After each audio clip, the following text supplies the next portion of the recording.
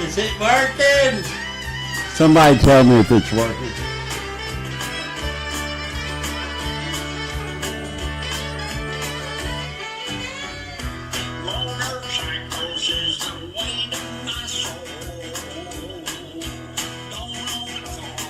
I guess it's working.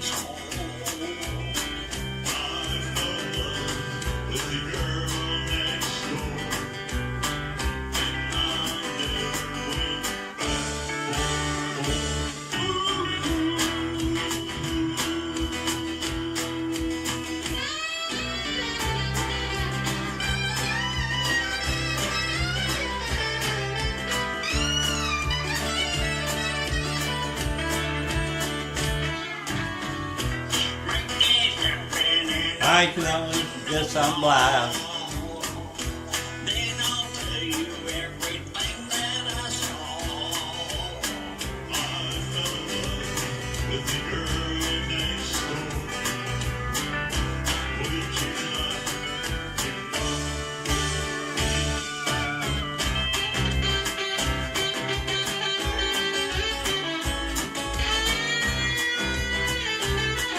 I'm live!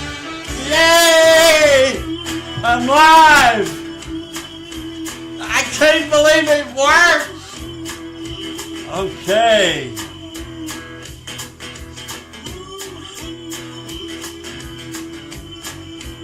I can't believe it works. Okay, here we are at Interesting World Live Studios in Gulf Breeze, Florida. Yay! And it's working. I can't believe it. You wouldn't believe how many camera switches, buttons. There's all kinds of stuff going on. I mean, really. I ain't kidding you. See it? That. Ah!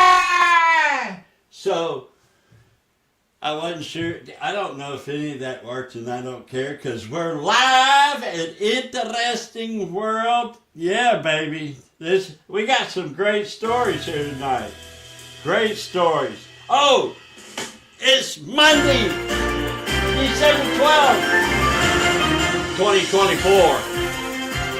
Great stories right here. It's all about supercomputers and cats and dogs and animals and Jesus,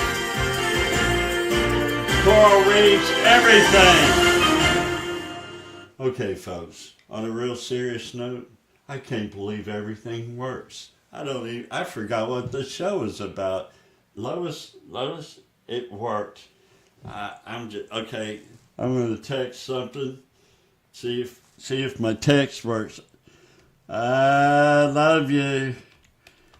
You folks. Yes. Okay. It worked. Okay. All right.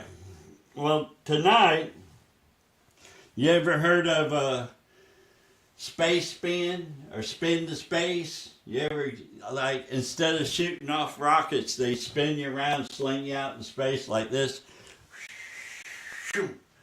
Yeah, it's cheap when you... It sounds crazy, and it may in fact be crazy. But we're about to find out if it's crazy or not, or what's it all about. Widespread interest. Central to this approach is their flagship invention, the accelerator, commonly referred to as the Spin Launch system. The accelerator is unlike any traditional launch vehicle. It resembles a large snail-shaped structure with an appearance akin to a clock. Inside, the system operates in a vacuum to eliminate air resistance. A carbon fiber tether is connected to a powerful electric motor at the center, with the other end attached to the payload. When the tether spins the payload at high speed under centrifugal force, it is eventually released into a launch tunnel. Here, the payload breaks through a thin membrane separating the vacuum of the accelerator from the external environment, allowing it to soar into the atmosphere. This method aims to achieve sufficient altitude and velocity for the payload to either reach orbit or surpass the densest layers of Earth's atmosphere, after which the payload takes over its own propulsion. The Spin Launch system has several theoretical advantages. First and foremost, it eliminates the need for rocket fuel during... Oh! We interrupt this program for emergency sunglass remover. Dang, it's so bright here.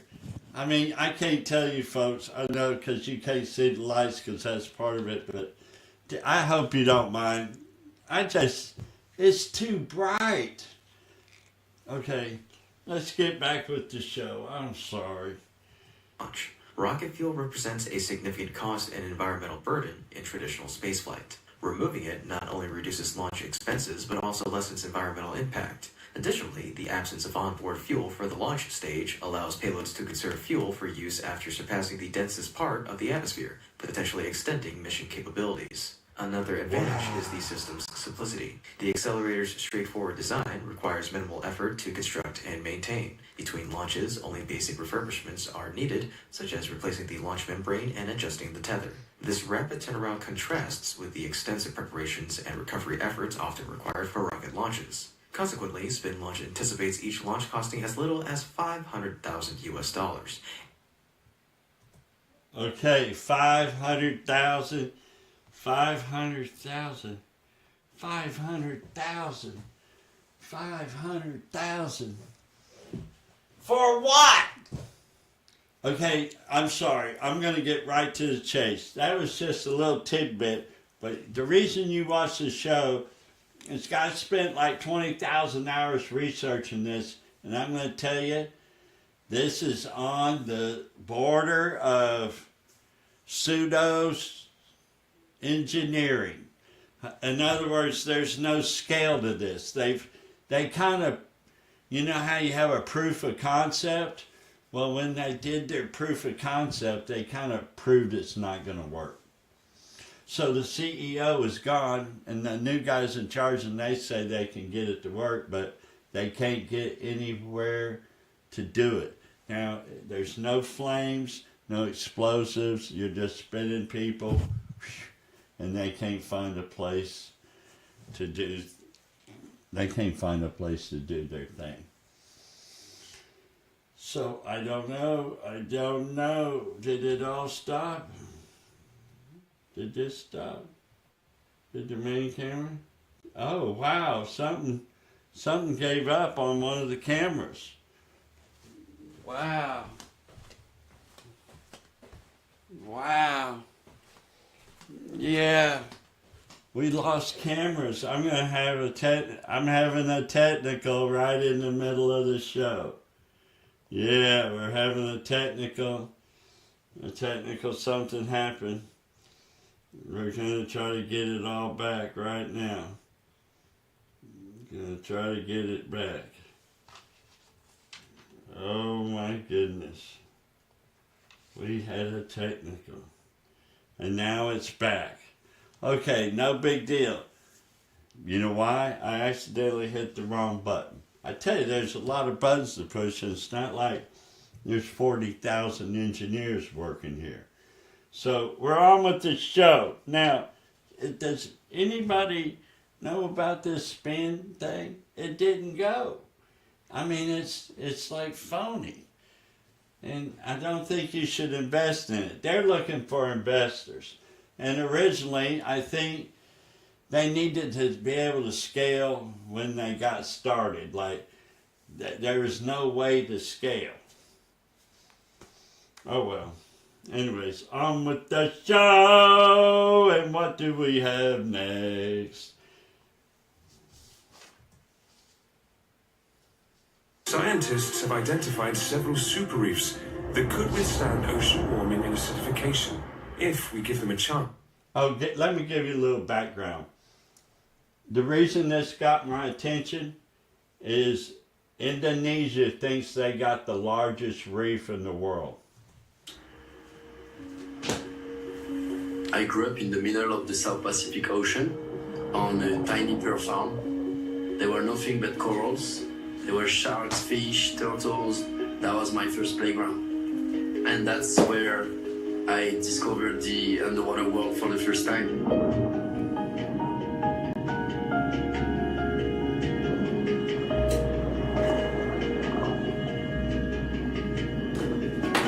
I really believe those childhood experiences inspired me to to dedicate my life to ocean conservation. Growing up, I always heard stories about this place, Raja Ampat in Indonesia. Raja Ampat is the epicenter of marine biodiversity. Okay. Okay, whatever I'm going to tell you is Raja Ampat. Raja Ampat. Raja Ampat. Okay, maybe Australia's Great Barrier Reef. Like, I've watched 1,000 documentaries on how it's the largest reef in the world, And then I come across this article that says Indonesia's largest reef in the world. So what did I think first? Right off the bat. Yeah, I thought that the Australian Great Barrier Reef was dead. And it was full of sea urchins. I mean, not sea urchins, but starfish that ate it all. You know, and it's gone. Looks like a desert. But I don't think that's true. But this also said they had the greatest diversity of reef fish and reef everything. Like, it's, okay, maybe the diversity part. So I'm very interested, and I'm going to get to something by the end of the thing here. Let's watch a little. Did I stop this? I need to stop. I need to stop stopping. On our planet. There are single reefs in Raja Ampat, which contains more biodiversity than the entire Caribbean. This is the one place where coral reefs are still thriving.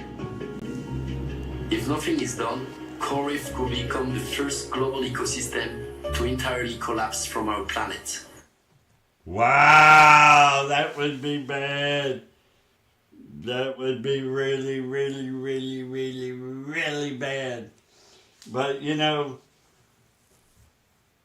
I think the point of this show was, the Paul Harvey Rest of the Story deal, is this one so big and so clean and so diverse, it's not going to go down. They got trash, but it's not killing the reef. I mean, yeah, there's little bad spots here and there, but the reef as a whole. Have you ever been to Indonesia? Indonesia is the craziest place in the world. From up above, an airplane looks just like a bunch of islands everywhere. But actually, it's just two big, huge chunks of continents. One that had nothing to do with the other. So all the animals here are way different than the animals here. To make a long story short, it's way more interesting than it looks. Yeah, in fact, some of the original human beings were in this area. So, they are kind of like Britain and take claim to everything. The Indonesian side, the Indonesian sea, they're saying ours is bigger, whatever. Well, maybe it is amongst all your little 5 billion islands, but I'm sorry, Australia's bigger. More diverse? Maybe. Different? Definitely. Definitely, whatever's there might not be at the Australian ones. I'll give you that. That kind of different diversity is probably happening. I want to go dive all these places. How about you? Comment below. Would you like to be able to go snorkeling in all these places? And these lights are bright. Do you guys mind if I wear the thing? Where am I going with this? Anyways, the next story up here is, oh my God. I won't have to say nothing. Just watch. Microsoft and Quantinuum just announced a significant breakthrough, the creation of a logical qubit, a quantum bit that's far more stable and reliable than its predecessors. This development could mark a turning point in the race to build practical quantum computers, with profound implications for fields like materials science, drug discovery, and artificial intelligence. Let's dive into exactly what a logical qubit is and why it is such a game changer. Microsoft and Quantinuum partnership. Quantum computers are different from regular computers. They use quantum bits or qubits instead of the regular bits we use today. While normal bits can be either 0 or 1, qubits can be 0, 1, or both at the same time, thanks to a property called superposition. This allows quantum computers to process huge amounts of data very quickly. However, qubits are also very fragile and prone to errors. This is where logical qubits come in. Logical qubits are made from combining several physical qubits in a way that reduces... Okay, I'm going to spare you all the details. They got this. They got this. The problem is, and I'm going to be a spoiler alert because I don't want to watch the whole thing. It's for specific tasks. Like, okay, we got it. I'm not saying we ain't got it. We got it. But it's for a specific task. Like, we're not going to be able to take this quantum computer and just do everything with it like I am this little teeny laptop right here. It's doing all these... Can't you believe all this is working? But anyways, we got this. We got the quantum computer thing, but there's a problem. Here's why I'm showing you all this. People want money. They got to have careers, and they need money to do their research. PhD, that means a lover of the truth. Philosophy, PhD, means you're doing research because you're a lover of the truth and all this other stuff. I used to know all this 25,000 years ago. But my point being is, because of that need to get money, it seems like we're doing the, I'm going to say I got it before I got it thing, like Thomas Edison did. And recently a girl said that she's going to do all this medical stuff and she's in prison now. And I'm not saying that's exactly what's happening with the quantum computer industry, but that's exactly what's happening in the computer industry. They want your money. Now, not Microsoft and not Quantinuum. Microsoft and Quantinuum are one of the ones that have gotten sucked into it. Well, Microsoft maybe, but not Quantinuum. They were really quantum people. We're all quantum people. I'll be honest with you. I studied it. I am a weirdo, a very weirdo. But I think that a lot of what you folks hear is because of greed and the need to money to continue research. And I would rather they just say, we ain't got it yet, and we still want your money. How about that? How about you say, I don't know what the frick I'm doing, and I need some money to continue not knowing what I'm doing.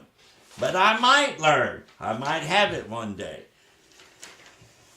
Okay, there's more to this than meets the eye. We're just going to let this roll a little bit longer. And errors.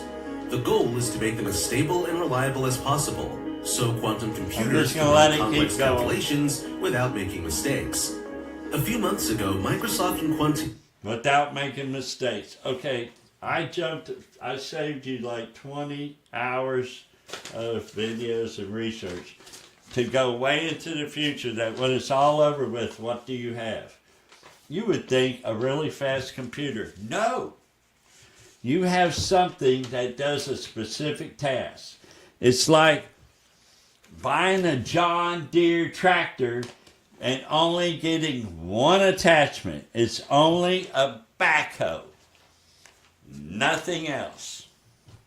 It just backhoes. Nothing else. That's what, when you're done with the computer thing, getting it to work, no mistakes, nothing bad's happening, it's all groovy, here's what you got. I can only buy it and set it up to do this task. It's more complicated than that. I got to dumb it down because that's really what it boils down to. When I think about it, that's the way I think about it. It's like, if you wanted to spend $20 or $30 million on it, that's okay if you needed it to. Here's a good example. The military will damn sure buy some of these because they have specific tasks that they'll need the computer for, and they don't give a shit about all the other things a computer can do. They don't care that it can do email or get on the web or play music or even have a bunch of cameras hooked up to it. They just won't care. Nobody will care at all. Oh my God. I tell you, I love this. This is a good show. But we got to go to the next story, right? Okay, what is the next story? I got to take these glasses off to read, then I got to have them on to look up. Oh my God. Oh, it says just keep playing the damn video and shut up. Started working together on this. They use Microsoft's qubit virtualization system with Quantinuum's advanced H-series ion trap qubits. The ion trap technology is one of the ways to build qubits, using ions known as charged atoms that are held in place by electric fields. By combining these two technologies, they were able to create logical qubits that are much more reliable than before. This achievement is significant because reliable logical qubits are essential for quantum computers to solve important real-world problems. Okay, we're just going to let it keep going because this next thing is funny. Artificial intelligence is the magic of the moment. Now to remember, this is not your local Channel 3 news broadcast. This is a nationwide, reputable, huge media firm that is to give you the truth. Better than me. Like, you shouldn't believe me because I'm just some idiot that can't handle the lights and has to wear sunglasses. This bitch, I guarantee you the lights don't bother him. Anyway, so listen to what he says. But this is a story about what's next, something incomprehensible. Tomorrow, IBM will announce an advance in an entirely new kind of computing, one that may solve problems in minutes that would take today's supercomputers millions of years. Millions. That's the difference in quantum computing, a technology being developed at IBM, Google, and others. It's named for quantum physics, which describes the forces of the subatomic realm. The science is deep, and we can't scratch the surface. But we hope to explain enough so that you won't be blindsided by a breakthrough that could transform civilization. Transform civilization.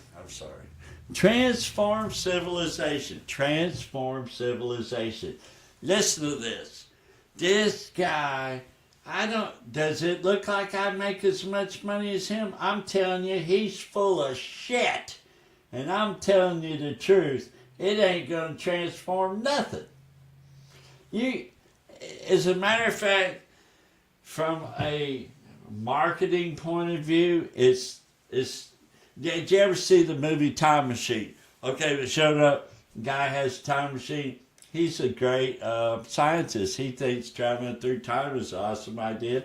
He's got a little one, a big one. He's got it all. He can go in time, make it disappear. The writers of the show thought of everything, right? Here's one thing they didn't think about. When you want a man's money, you're going to have to show him when will he see a return on it. That is the first question. When will I get my money back? When will I get my money back? When will I get my money back? Now, most people want to invest to get it to go to scale and then sell and collect their money and get it back. Because if you leave it out there too long, you better have your heart into it. Passion. Investing's different than being the guy that's actually doing it. Quantum computers, do not invest in them. Do not invest. Here's the thing. You ever heard of American Superconductor? Anyways, I've been a victim of this myself because I love technology. And I am telling you, don't give them your money. It's the bottom line of this show. Okay, the next story is what have we got next? Oh my God. Okay, do you guys like children? Kindergarten children? Do you expect to lose your kids' shoes at kindergarten? No, you don't. But what if it's happening a lot? Like you send your kids to kindergarten, come back, no shoes. I'm serious. No shoes. No shoes. No shoes.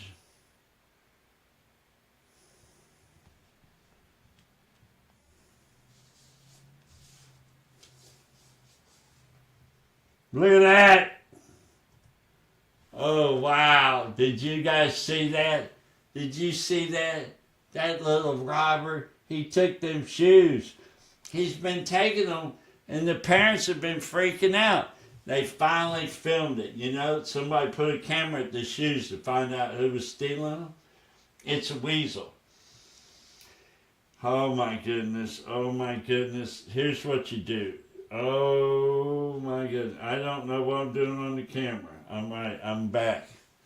The camera's back. 60 minutes, I level. Hold on a minute. Don't go anywhere. I had to get me something to drink.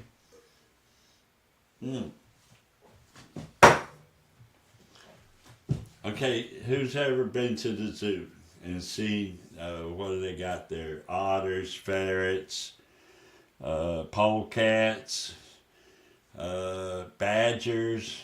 They're all the same kind of animal. Ferret. I mean, some of them got bigger teeth and some got bigger claws, but they're all real active, all in your face kind of animals.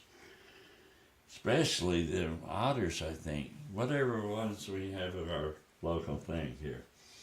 So, to find this weasel stealing the shoes is not really that big a surprise to old Don Holifield here in Interesting World Studios in Gulf Breeze, Florida. That's right. You know why? Because we get around. We know what's up down here. Okay, go Weasel. Yes, that's right. Go Weasel. Yay! I love the weasels. I love the weasels. Oh, man. 60 Minutes Rewind. Human beings have lived with dogs for thousands of years. You'd think that after all that time, we'd have discovered all there is to know about them. But it turns out that until recently, scientists didn't pay much attention to dogs. Dolphins have been studied for decades, apes and chimps as well. But dogs, with whom we share our lives, were never thought to be worthy of serious study. As a result, we know very little about what actually goes on inside dogs' brains. Do they Okay, this is 2014. Okay, 2014. How long ago was that? I don't know. It's 24 and it's December 2nd, Monday, 2024. And you're at Interesting World Studios in Gulf Breeze, Florida. And I love you. I do. What was I even talking about? Okay, let's get back to this. This is 10 years old. And there is a rest of the story to this one, too. love us, or dogs just licking us so they can get fed? How much of our language can they understand? But before you answer, we want you to meet Chaser, who's been called the smartest dog in the world. Yay, Chaser! Going to Walford. Hup. Good girl, good girl, good girl. 86-year-old retired psychology professor John Pilley and his border collie Chaser are inseparable. We're almost there. We're almost there. Can you speak? Speak. Speak. Good girl, good girl. I'm glad I'm in charge here. I'm going to tell you something right now. Wherever you are in America, you guys do collies, because you did Lassie. But down here in Florida, at the Interesting World Studios, we have dolphins. We have the same intelligence, the same shows, the same stories.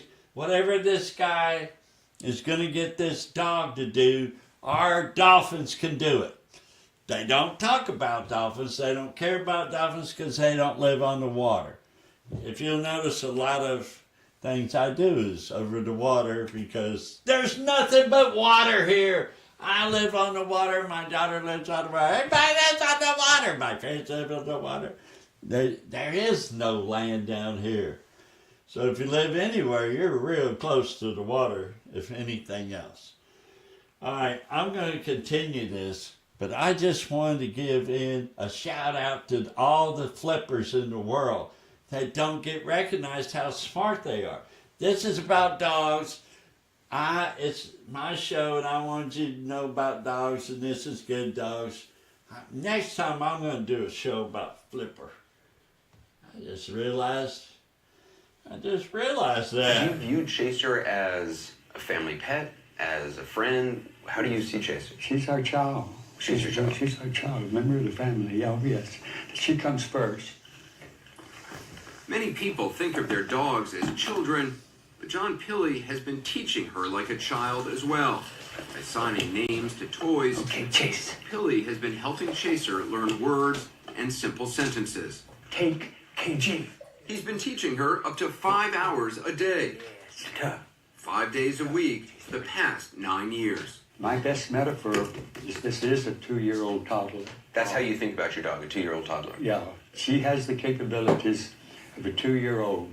Chicken, chicken, chicken. Where's chicken? He's not kidding. Yes, good girl. Most 2-year-old toddlers And tub. know about 300 words. Figure eight, figure eight.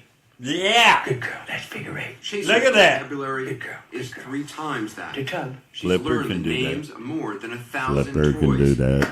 And all of those toys add up. Wheel. Yes, good girl. He's taught Chaser that nouns and verbs have different meanings Paw, paw, and paw. can be combined in a variety of ways. This is way cool. Wheel. Way Do it, cool. go, do it. Okay, out, out. Chase, take KG. Do it, good girl. Way good cool. girl. So she's actually understanding the difference between take, paw, putting her paw on something, and putting her nose on something. Right, and that's what we're demonstrating. Brian Hare, an evolutionary anthropologist at Duke University, believes Chaser is the most important dog in the history of modern scientific research. This is very serious science. We're not talking about stupid pet tricks where people have spent, hours trying to just, train a dog to do the same thing over and over. What's neat about what Chaser's doing is Chaser is learning tons, literally thousands of new things by using the same ability that kids use when they learn lots of words. He's talking about what researchers call social inference, a capability humans, like Hare's son Luke, acquire around age 1. Wow. To demonstrate the concept, Hare hides a ball under one of these 2 cups. Hey, looky guy, where is it? Can you get it? Can you get the ball? Luke doesn't know which cup the ball is under, Can you get it? but when his father points, he makes an inference. He didn't pick it up, he kicked it. So what does that show you? So when kids his age start understanding pointing, it's right when the foundations of what lead to language and culture start to develop. Hey, it might look simple, but when Hare tried the same test with bonobos, great apes he studied for more than a decade, look what happened. Bonobos, our closest genetic relatives, can't do it. You chose the wrong one! But Hare discovered dogs can. You ready? All right, I'm gonna hide Look in at one of these this. 2 places. This 2-year-old Labrador named Sisu has no trouble understanding the meaning of pointing. Now, she doesn't know for sure which place you put That's right. There's no way she could know, and I'm just gonna tell her where it is. Okay, Sisu. So that's really hard for a lot of animals, and that's what's really special about dogs is they're really similar to even human toddlers. Wow. Wow. Okay. Everything, the Flipper down here, Flipper takes his tail, okay, and he flips it. It does all these things that lets you know all kind of signals. And he takes his bill and he chatters and he shakes his head just like a dog. Now, what he can't do, there is some differences. That there's things that Flipper can do that a dog can't do, and there's things Flipper can't make those same facial things that a dog can. A dog can look miserable, like when they want money for dogs on TV that are in bad shape. You can tell those dogs look all sad. They have emotion. Wolves don't. Wolves can't, articulate their face to express themselves as well as dogs can. Okay? So, I think the show's over with, to be honest with you, because I'm just rattling on, and I don't care anymore because everything worked. Lois said it worked, right, Lois? Yes. Yes, okay. I'm going to chat a little bit. Now, you guys slow down the chatting out there. It's getting carried away. Chat it up. Okay, you guys are going crazy. You guys, slow down. You're going crazy. Yeah, we must have 20 million viewers tonight or something. It's out of control here. Did I tell you? We're at the Interesting World Studios in Gulf Breeze, Florida. And Flipper is awesome. Oh, yeah, I was talking about Flipper. Anyways, Flipper can't do his face like that. But here's what Flipper can do. He can find the bad guys and take them out himself. Himself. Yeah. And get them all wound up, tied up, and in jail.